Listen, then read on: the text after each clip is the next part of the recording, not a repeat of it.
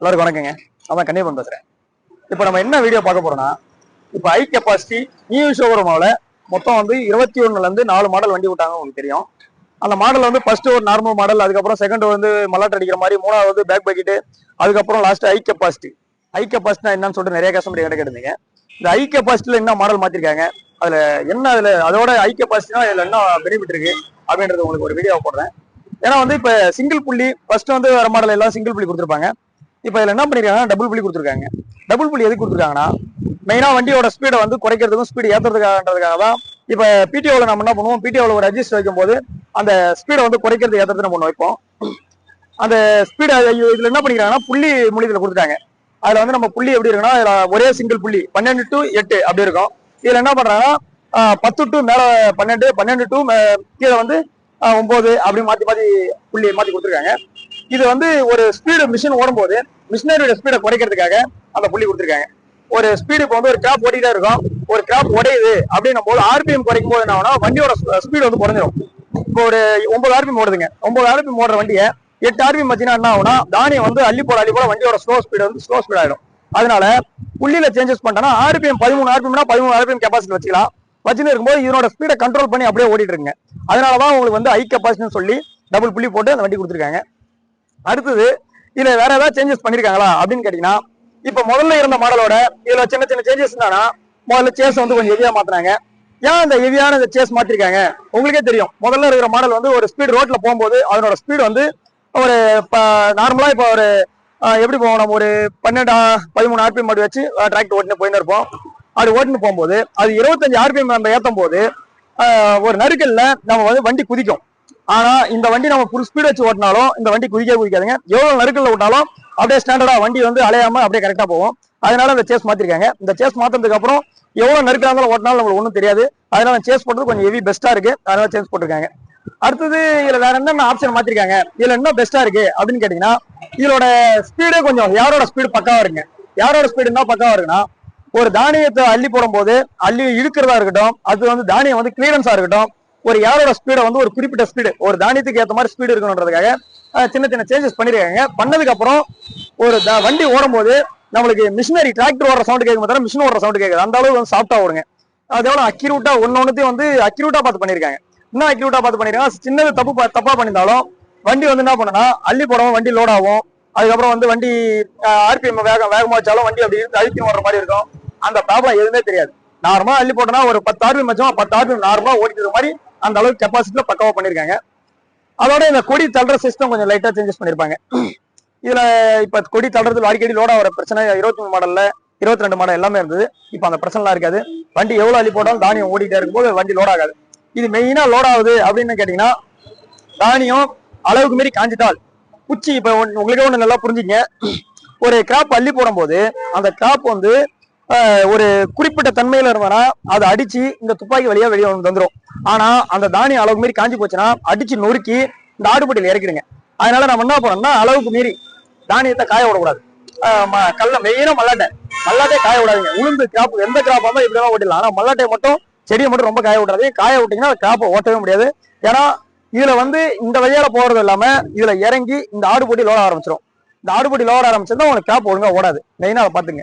அந்த ஆடுபட்டி லோட ஆகிறதுலாம் என்ன பிரச்சனை வருது அப்படின்னு கேட்டீங்கன்னா, ஆடுபட்டி லோடாக பின்னால பயிர் மல்லாட்டே போவாதுங்க.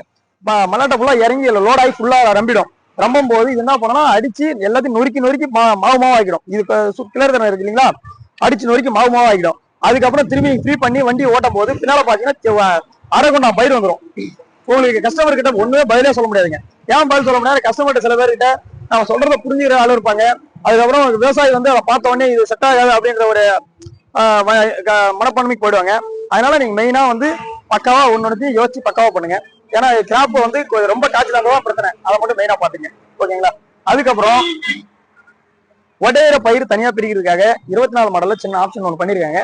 நான் உங்களுக்கு முதல்ல வந்து நான் 23 மாடல்ல 22 மாடல்ல வச்சிருக்கும் போதே பயிர் பிரிக்கிற மாதிரி சின்ன ஆப்ஷன் ரெடி பண்ணி இந்த வழியால பயிர் பிரிக்கிற மாதிரி உங்களுக்கு நான் முதல்ல போட்டிருந்த வீடியோ. அதுக்கப்புறம் கம்பெனில நான் சொல்லி கம்பெனில இருந்து தனியா பயிர் பிரிக்கிறதுக்காக அவங்களே ஒரு டிசைன் பண்ணி ஒரு சல்லாடிலே கட்டிங் போட்டு அதுல 12 சலாட ஹோல்ஸ் போட்டு சல்லாடே வந்துருச்சுங்க. இப்போ உடையிற பயிர் பிரியறதுக்கு தனியா அவங்களே கொடுத்துட்டாங்க.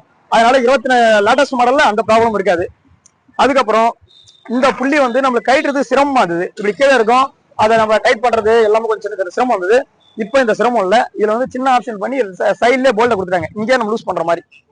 அந்த வண்டியில நம்மளுக்கு என்ன யூஸ் ஆகுது, நம்மளுக்கு என்ன ஈஸியா முடியுமோ அது தேவையானதை இந்த வண்டியில பண்ணிருக்காங்க. அதுக்கு அடுத்து மெயினா வந்து இந்த பேரிங் கைட்டுறது. இப்போ வந்து நம்ம என்ன பண்ணோம், ஒரே சேனலா இருக்கும், இந்த பேரிங் கைட்டு தான், இந்த கப்பை கைட்டு தான் தூக்குவோம்.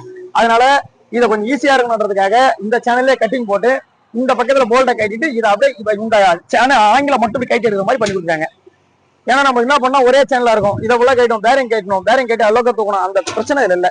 இதுல இந்த ஒரு போல்டர் யூஸ் பண்ணி கைட்டாலே இந்த சேனல் அப்படியே செட்டா ஒரு மாதிரி பேரிங்கோட இந்த கப்பம் அடிக்கப்ப அப்படியே வெளியேற்றிக்கலாம். புரியுதுங்களா உங்களுக்கு? இந்த அடிக்கப்ப அப்படியே வெளியேற்றுற மாதிரி பண்ணி கொடுத்துருக்காங்க. இது கொஞ்சம் பெஸ்டா கொஞ்சம் ஈஸியா இருக்கும். அதுக்கடுத்து இந்த டிசைன் இப்போ வந்து இது லேட்டஸ்ட் மாடல் 25 மாடல்ல முதல்ல என்ன பண்ணுவோம், ஒரு சுத்தி வச்சு அடிச்சு கிடப்போம், அடிக்கும் போது அது என்ன வளையும். இப்போ அந்த ப்ராப்ளம் இல்லை. இதுல வந்து கையாலே நம்ம அழகா இப்படி கையால தட்டினாலே இறங்குற மாதிரியும் கையால போட்டா எதுன்ற மாதிரியும் ஒரு சின்ன ஆப்ஷன் மாத்தி கொடுத்துருக்காங்க. ஏன்னா நம்மளால இதுல என்ன சிரமம் தெரியுதோ அந்த சிரமத்தை கரெக்டா பண்ணி கொடுத்துருக்காங்க. உங்களுக்கே தெரியும் 23 மாடல்ல இந்த ஓப்பனிங் இல்லாத பண்ணிட்டாங்க. அதுக்கப்புறம் 25 மாடல் இந்த ஓப்பனிங் வச்சிருக்காங்க. 24 25 திரும்பி வச்சுட்டாங்க. 23 மாடல் இந்த ஓப்பனிங் இல்லை. ஓகேங்களா? உங்களை இன்னொரு வீடியோ கூட 23 மாடலுக்கு இது நான் டிசைன் உங்களுக்கு எல்லாத்தையும் ஒரு வீடியோ கூட போடுறேன், அப்ப எல்லாத்தையும் பார்த்து தெரிஞ்சுங்க. அதுக்கடுத்து ஒரு விவசாயி கிட்ட இந்த ட்ரம் கொஞ்சம் நம்ம பெருசா கொடுத்துட்டோம்னா, ஒரு ஒரு ஒரு கிராப் வந்து ஓடணும்னா துல்லியமா அள்ளி போட்டா அதுக்கு தகுந்த மாதிரி மிஷின் உள்ள போனாதான் நம்மளுக்கு கிராப் கிளியரன்ஸ் வரும். ஆனா இது குறுக்க வேண்டிய அது சாப்பிட வேண்டிய சாப்பாட்டை மீறி அளவுக்கு மீறி அள்ளி போட்டுட்டுனா அது அங்க லோட் ஆகி அதுக்கப்புறம் கிராப்பு கிளியரன்ஸ் வராம வண்டி உட்காந்து அடிப்பு தன்மை இல்லாம அந்த கிளியரன்ஸ் வரும். கிளியரன்ஸ் வராது. அதனால கிராப்புக்கு மெயினா இதை பக்கெட் வந்து கரெக்டான ஸ்டேஜ்ல கொடுத்துருக்காங்க. அள்ளி போட்டா கிராப் போவோம், அதுக்கப்புறம் திரும்பி அள்ளி போட்டா உள்ள வாங்குற மாதிரி கொடுத்துருக்காங்க. ஆனா டைமிங் வந்து ஒரு ஏக்கர் 35 நிமிஷம் 30 நிமிஷம் தான். உளுந்து மல்லாட்ட மேக்ஸிமம் 2 மணி நேரம், அப்படியே செடி நந்தாதான் 3 மணி நேரம். அதாவது கம்பு கேவுறன்றது வந்து டைமிங்கே கிடையாது. ஒரு ஏக்கர் கம்பு இருக்கா, அரை மணி நேரத்துல முடியலாம், 25 நிமிஷம் 1 மணி நேரத்துல முடியலாம். கம்புக்கு தகுந்த மாதிரி கிராப்புக்கு தகுந்த மாதிரி தான் டைமிங். ஓகேங்களா? உளுந்துன்றது நல்லா காய்ச்சலா கரெக்டான பக்குவத்தில் வச்சிருந்தீங்கன்னா கரெக்டா ஒரு 35 நிமிஷத்துல ஒரு ஏக்கர் உளுந்து அடிச்சுட்டு வந்துட்டு வந்துடலாங்க. அதுக்கு தகுந்த மாதிரி தான் ஸ்பீட் எல்லாம் கொடுத்துருக்காங்க. மெயினா நான் உங்ககிட்ட அடிக்கடி சொன்னதுதான், ஆடுபொட்டியை பக்காவா பாத்துங்க. ஆடுபொட்டி பெல்ட், ஆடுபொட்டி ஷாப்ட், ஆடுபொட்டி புள்ளி, ஆடுபொட்டி வர பேரிங், ஆடுபொட்டியோட லென்த் ரேம், அதை மட்டும் பக்காவா பாத்துங்க.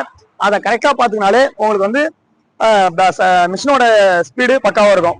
நீங்க இந்த ஆடுபொட்டியை விட்டுட்டீங்கன்னா மிஷினோட ஸ்பீடே மாறிடும், மிஷினே கரெக்டா ஓடாதுங்க. அதனால மிஷினரியில என்னென்ன முக்கியம்னு பார்த்து பக்காவா பாத்துங்க. புள்ளி ஆட்டம் கொடுத்ததுன்னா திரும்பி அதை ஸ்டாப் பண்ணி போல்ட்டை முடிக்கிட்டு அதுக்கப்புறம் ஓட்டுங்க. ஓட்டினாதான் வண்டி உங்களுக்கு மிஷினரி பக்காவா ஓடும். ஓகேங்களா? இது இந்த ஹை கெப்பாசிட்டி பத்தி சின்ன ஆப்ஷன் சொல்லியிருக்கேன். அடுத்து கிராப் ஓடும் போது உங்களுக்கு நல்ல வீடியோ ஒன்று போடுறேன். இதுல இந்த கிராப் இப்படிதான் ஓட்டணும் அப்படின்ற ஒரு வீடியோ அப்டேட் பண்றேன். ஏன்னா உங்களுக்கு இதான் அந்த ஹை கெப்பாசிட்டி நார்மல் வண்டின்னு சொல்றேன்னா கேட்கறாங்க எல்லாருமே. இப்போ ஏதோ ஹை கெப்பாசிட்டி ஒரு வண்டி இருக்குங்க, அது என்னதாங்க மாடல், அது என்னதான் சேஞ்சஸ், புள்ளிக்கு இதுக்கு நான் டிஃப்ரெண்ட், அந்த வண்டி எப்படி ஓடும் இந்த வண்டி எப்படி ஓடும் சொல்றதுனால இந்த ஒரு வீடியோ போட்டேன். அது அடுத்த வீடியோ உங்களுக்கு பெஸ்டா இருக்கும். நல்லா பாருங்க. நன்றி, வணக்கம்.